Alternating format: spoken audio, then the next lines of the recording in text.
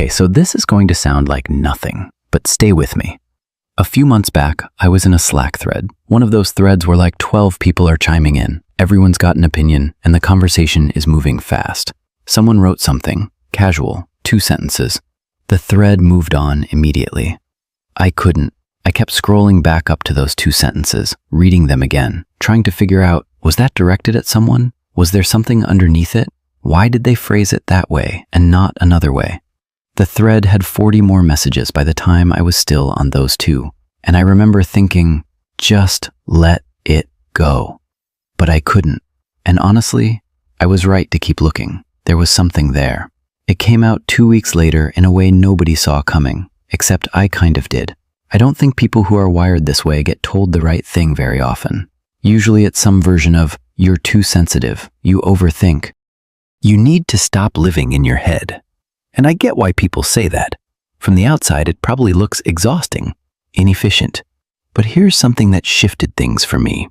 There's a trait that shows up in psychology research: sensory processing sensitivity. About 1 in 5 people have a nervous system that just takes in more, processes deeper, holds longer. Not broken, not better, just built differently. And it clusters with introversion.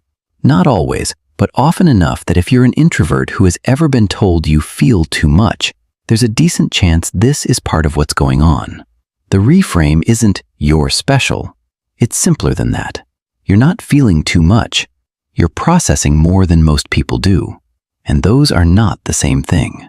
What I don't think gets said enough, and I mean almost never, is that this doesn't just affect the hard stuff. It affects everything. There's a piece of music. You have one, I don't need to name mine. But there's one that does something to you that you genuinely cannot explain to another person.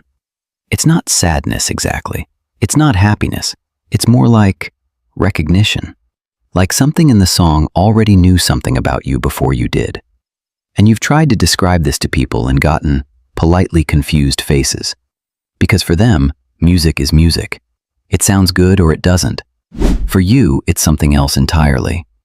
Same with a conversation that went well. You're still carrying it the next morning, turning it over, finding new things in it. Same with a movie, not thinking about the plot, thinking about one specific look a character gave that lasted 2 seconds and somehow meant everything. Research on sensory processing sensitivity actually shows this is symmetrical. More sensitivity to stress, yes, but also measurably more response to beauty, to meaning, to positive experiences. Full volume, both directions, all the time. Which is, I don't know, a lot. It's genuinely a lot. But also, it means you're getting more of it, whatever it is. More of the actual texture of being alive. Most people walk through a Tuesday and it's just a Tuesday.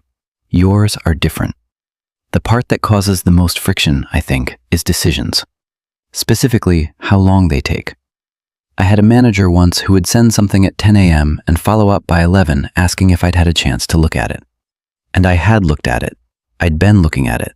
But I wasn't done yet because I was still running it, still turning it around, checking it against 3 other things, trying to figure out if there was a problem nobody else had spotted. And from the outside, that looks like slow, hesitant, maybe not confident. But what's actually happening is the brain is doing more.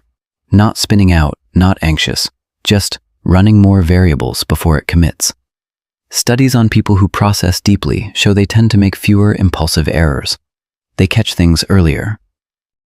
In lower pressure environments, given enough time, enough quiet, the depth is a genuine advantage. The issue isn't the processing. It's that most environments are designed for the person who decides in 30 seconds. And you're not that person. The trait isn't the problem. The mismatch is. I spent a long time asking the wrong question about all of this. The question was some version of, why am I like this? Why can't I just let the Slack thread go? Why does the music do that to me? Why can't I just decide? And that question, I don't know, it just keeps you stuck in a loop. The question that actually helped me was different. What is this good for? Not in a toxic positivity way, not pretending the hard parts aren't hard.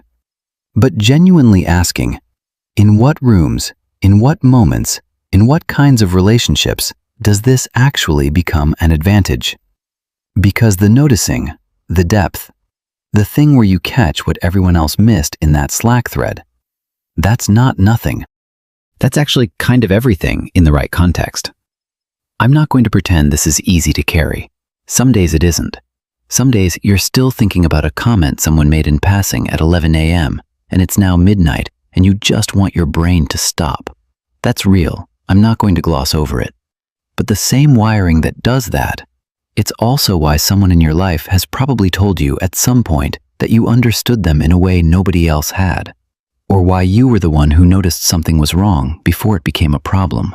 Or why you can sit with a piece of music or a book or a quiet evening and actually be inside it, not just near it.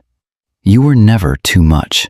You were just in rooms that didn't know what to do with you. Some rooms will. Come back to this on the days you forget that. I'll see you in the next one.